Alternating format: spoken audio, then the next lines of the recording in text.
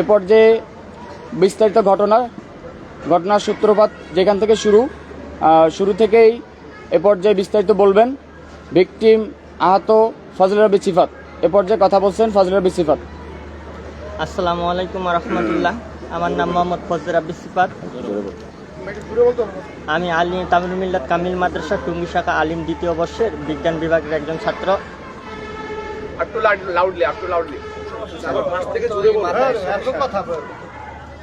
তো মাথায় আঘাত। তো কুয়েটে সাধারণ শিক্ষার্থীদের হামলার প্রতিবাদে আমি একটা পোস্ট করছিলাম যে কুয়েটে সাধারণ শিক্ষার্থীদের হামলার প্রতিবাদে ছাত্রদলের বিরুদ্ধে তীব্র নিন্দা ও প্রতিবাদ জানাচ্ছি। এই পোস্টকে কেন্দ্র করে তারা কালকে আমাকে ডেকে নিয়ে যায় আমার ছাত্রদলের নেতৃত্বে আমার এখানে একজন বন্ধুকে দিয়ে তারা আমাকে ডেকে নিয়ে যায় এই যে মিল্লাতের পাশে একটা পাম্প আছে, ওই পাম্পে নিয়ে যাওয়ার পরে তারা ওইখান থেকে আমাকে জোরপূর্বক 5 জন হাইজ্যাক করে বাসপট্টির ওইখানে নিয়ে যায়। বাসপট্টির ওইখানে একটা অন্ধকার চিপা জায়গার মধ্যে তারা আমাকে 1 ঘন্টা যাবত টর্চার করে, বিভৎস ভাষায় গালিগালাজ করে। এক পর্যায়ে তারা সবাই কেউ লাথি মারছিল, কেউ ঘুষিয়াচ্ছিল, কেউ লাঠি দিয়ে পিটাচ্ছিল, কেউ থাপড়াচ্ছিল। এরকম নির্যাতন করার পরে আমার দোষ ছিল, আমি ওইটা কেন পোস্ট করলাম। তারা আমাকে শিবিরের দায়িত্বশীল হিসেবে তারা আমাকে আবার বেশি নির্যাতন করে। নির্যাতনের এক পর্যায়ে 1 ঘন্টা যাবত নির্যাতন করার শেষে তারা আমাকে ঘর থেকে বের করে নিয়ে আসার পরে তারা আমাকে একটা মিথ্যা এবং আমাকে জোরপূর্বক একটা ভিডিও স্টেটমেন্ট নয় এবং তারা দোকান থেকে সিগারেট কিনে নিয়ে আসে আমার হাতে করায় দেয়, যেন আমি এটা বিচার মাদ্রাসা বা কাউকে বিচার না দিতে পারি। তারা আমাকে এটা আর কি ব্ল্যাকমেল করতে চায়। তারপর তারা দোকান থেকে সিগারেট কিনে নিয়ে এসে আমাকে জোরপূর্বক আমার হাতে নিতে চায়নি। তখন তারা আমাকে গলায় ছুরি দিয়ে হত্যার হুমকি দেয়। তখন আমি হত্যার এখানে ভীতু হয়ে সিগারেট হাতে নিই তাদের মতো। তারপর তারা আমাকে একটা ভিডিও বার্তা নেয় যে তুমি শিবির করো না, এটা একটা ভিডিও বার্তা করো, যদি না বলো তাহলে তুমি এখান থেকে বেঁচে ফিরে যেতে পারবা না। তখন তারা অনেক জোরপূর্বক এবং টর্চার, আমি যখন এক পর্যায়ে দিতে চাইনি তারা আবার আমাকে বেধড়ক পেটায়। এক পর্যায়ে আমি তাদের নির্যাতন সহ্য করতে না পেরে আমি ওই ভিডিও বার্তাটা দিই। আমি জুলাই আন্দোলনে তামিল মিল্লাত কামিল মাদ্রাসায় থেকে একজন আন্দোলনকারী ছিলাম। আমরা কি এই নতুন বাংলাদেশ গড়ার লক্ষ্যে এইরকম আন্দোলন করছি যে একজন শিক্ষার্থীকে ডেকে নিয়ে যাবে তাকে একটা ফেসবুক পোস্টের কারণে, তার প্রতিবাদ জানানোর কারণে তাকে এইরকম করে পিটাবে। তারা আমাকে যেভাবে নরকীয়ভাবে এই নির্যাতন করেছিল, এর আগে আমি এরকম নরকীয় নির্যাতন কখনো দেখি নাই। তারা একজন মানুষ হয়ে আরেকজন মানুষকে কিভাবে এরকম নির্যাতন করতে পারে, সেই ঘটনা আমার মনে পড়লে আজকে আমার শরীরের রোম দাঁড়ায় যায়। নির্যাতনের এক পর্যায়ে তারা আমার ভিডিও স্টেটমেন্ট নেয়। এক পর্যায়ে তখন তারা আমার কাছে আমার পরিবারের নাম্বার চাওয়ার পরে তারা আমার পরিবারের কাছে 10,000 টাকা দাবি করে। আমি বলে যে তোমার বাবাকে ফোন দাও, তুমি একটা দোষ করছো, তো ওই জন্য তোমাকে স্থানীয় লোকজন থামায় রাখছে, তুমি তোমার বাবাকে 10,000 টাকা পাঠাইতে বলো, নাহলে তোমাকে আমরা ছাড়তেছি না, তোমাকে এখানে মেরে ফেলবো। তখন আমি যখন তাদের ভিডিও বার্তায় আমার বাসায় ফোন দিতে অস্বীকার করি, তখন তারা আমার বেধড়ক পিটায়। আমি চিল্লাচ্ছিলাম, তারা আবার আমাকে বেধড়ক পিটায়। একজন মুখ চিপে ধরে, এরকম তারা লাঠিয়া ঘুষিয়ায়।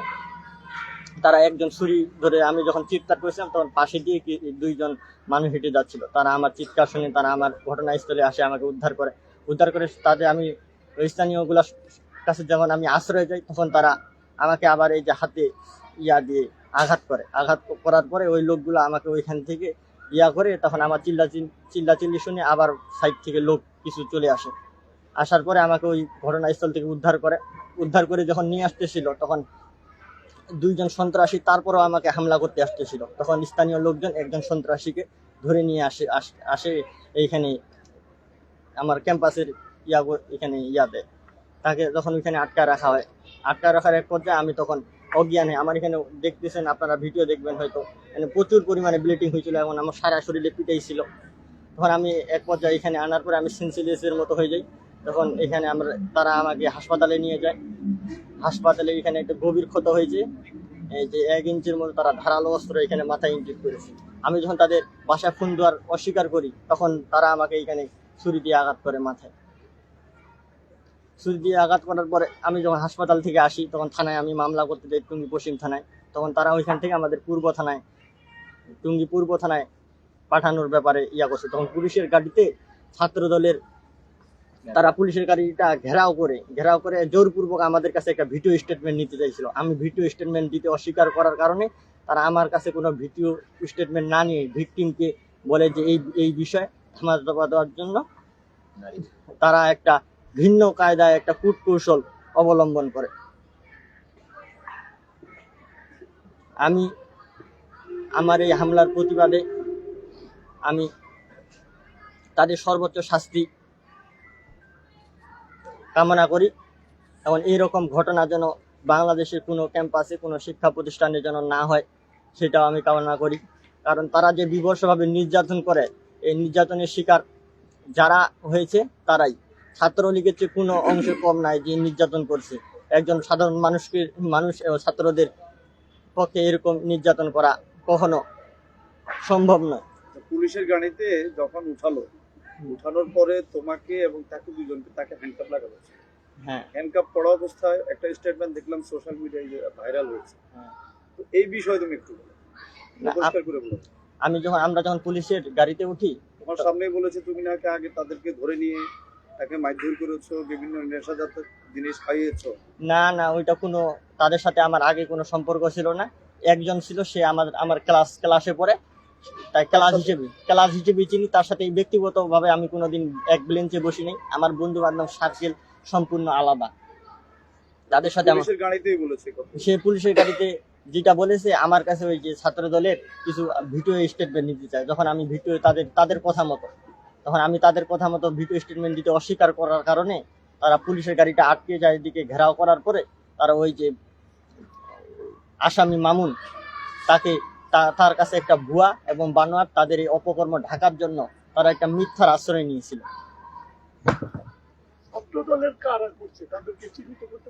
হ্যাঁ, তাদেরকে আমরা অনেককেই চিহ্নিত করতে পেরেছি। তার মধ্যে ছিল মামুন, মাহফুজ, নাহিয়ান,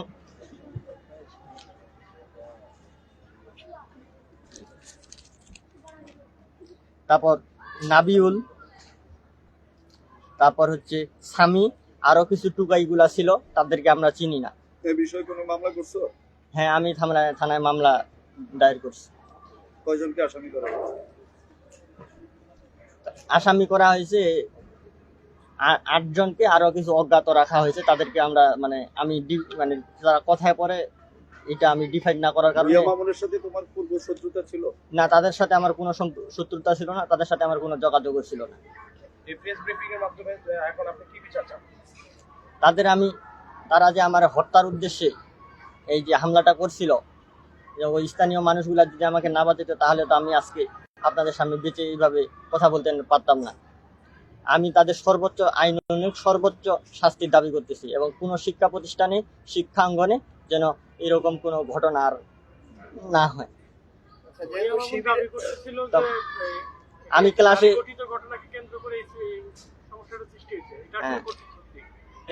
আমি ওই যে ফেসবুক পোস্ট করছিলাম, আর আমি আমার ক্লাসে শিবির করতাম, বিভিন্ন ছাত্রদেরকে দাওয়াত দিতাম শিবিরের, এই হিসাবে আমাকে সবাই চিনত। এখন আমি শিবিরের দায়িত্বশীল ছিলাম, ওয়ার্ড সভাপতি। 2025 সেশনে নতুন সেট আপে 2024 সেশনে আমি শিবিরের বাইতুল মাল সম্পাদক ছিলাম। এই হিসাবে তারা বলতেছে এই শিবির কর্মী, এর আরো বেশি পিটা। তখন তারা এইভাবে আমাকে বিভৎস ভাষায় গালিগালাজ করে, আমাকে আবার এই জন্য মারধর করে। এই বিষয়ে কোনো ভিত্তি নেই, তারা তাদের অপকর্ম ঢাকার জন্য মূলত এইরকম অপচেষ্টা করতেছে। শিবিরের দায়িত্বশীল কেউ আছেন মানে এখানকার এই ক্যাম্পাসের বা ওনার? আমি ছাত্র শিবিরের মিল্লাতের অফিস সম্পাদক। আমার নাম। বিষয়টা একটু বলেন। যেহেতু আপনি শিবিরে আছেন, এখানকার দায়িত্বশীল, সেই হিসেবে সে হচ্ছে আমাদের ওয়ার্ডের সভাপতি। সে আলিম 2য় বর্ষের বিজ্ঞান বিভাগের একজন শিক্ষার্থী। তারই সহপাঠী মামুন ভুইয়া, সে তাকে গতকালকে ডেকে নেয়। আর কি ভাষায় ডেকে নিয়েছে আমরা তার একটা ডকুমেন্টস এখানে নিয়ে এসেছি, আপনারা সাংবাদিক ভাইরা চাইলে এটা নিতে পারেন। সে অনেকটা আক্রমণাত্মক সুরে তাকে ডেকে নিয়ে যায়। এই যে আমাদের ক্যাম্পাসের প্রধান ফটকের অপোজিটে বাসপট্টি আছে, সেখানে ডেকে নিয়ে যায়। সে তার বিস্তারিত কথা সে উল্লেখ করেছে। এখানে সে কিভাবে বাসপট্টিতে আয়, কখন আসবি, আসতেছিস না কেন ইত্যাদি গালিগালাজও হয়েছে তার মেসেঞ্জার কনভারসেশনে। পরবর্তীতে যেই ঘটনাগুলো ঘটেছে সে বিস্তারিত বলেছে। সে গতকাল রাতে হাসপাতাল থেকে এসে থানায় মামলা দায়ের করেছে। তার পরবর্তীতে আমরা রাতে তাকে প্রাথমিক চিকিৎসা আবার পুনরায় দিই। সে এখনো সুস্থ না, পুরোপুরি স্বাভাবিক হতে পারে না, এখনো মানসিক ট্রমার মধ্যে আছে। আমরা এতটুকু বলতে চাই, ক্যাম্পাসে জুলাই আন্দোলন গণ অভ্যুত্থানের পরে আমরা একটি সুন্দর, স্বাভাবিক, নিরাপদ ক্যাম্পাস চাই। কোনো দলীয় লেজুর ভিত্তিক ছাত্র সংগঠনের দ্বারা কোনো শিক্ষার্থী আঘাতপ্রাপ্ত হবে আমরা এমনটি চাই না। আমার কোনো ভাই, আমার কোনো সহপাঠী, আমার কোনো বোন আঘাতপ্রাপ্ত হবে, এটি কোনো ছাত্র সংগঠনের পক্ষ থেকে কাম্য নয়। ছাত্র সংগঠনের একটি মাত্র উদ্দেশ্য হতে পারে শিক্ষা বান্ধব কর্মসূচি এবং শিক্ষার্থীদের সেবামূলক কর্মসূচি। সেগুলো নিয়েই ছাত্র সংগঠনগুলোকে সজাগ সরব থাকা দরকার ক্যাম্পাসগুলোতে।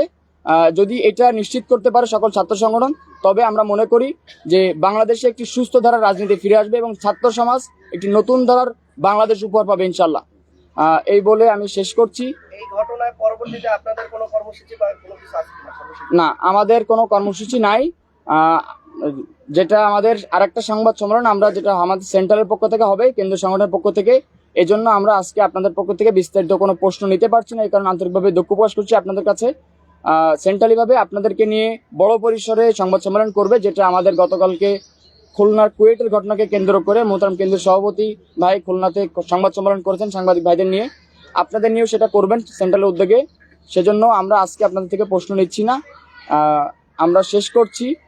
সবাইকে ধন্যবাদ জানিয়ে আমার একটা প্রশ্ন ছিল, ভুইয়া মামুনের সাথে ওর সম্পর্ক কিভাবে হলো?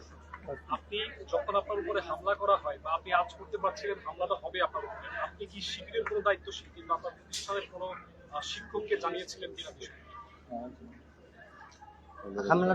হামলা আমার কাছে তো ফোন ছিল না। আপনি তো আজ করতে পেরেছিলেন যে আপনার উপরে হামলা হবে এবং হামলা হবে মূলত আমি হামলা হবে এরকম কোনো আশ করতে পারিনি যে দলীয়ভাবে আমাকে এইভাবে নিয়ে যায় পিটিয়ে হামলা করবে, এই হিসাবে আমি কোনো হামলা করিনি। তারা আমাকে মানে যে একটা ক্লাসমেটকে দিয়ে উদ্দেশ্য যেন আমি যাই তাদের ইশারায়, ওইখানে আমার বন্ধুকে দিয়ে ডাকি নিয়ে গেছি। মামুন ভুইয়া আসামে যে ধরা পড়ছে ভুইয়া সে। মামুন, জি, ভুইয়া জি, মামুন কি তোমার জি। ক্লাসমেট? জি। ক্লাসমেট তাকে নিয়ে তুমি বললো সে বখাটো, তো বখাটো হইলে তার সাথে তুমি মিললে কেন? তার সাথে আমাদের ক্লাসে পরিচয়, আমাদের তো ক্লাসে পড়ে না। আমরা আর প্রশ্ন নিচ্ছি না, ঠিক আছে, সবাইকে ধন্যবাদ। আসসালামু আলাইকুম রহমতুল্লাহ বারাকাতুহু।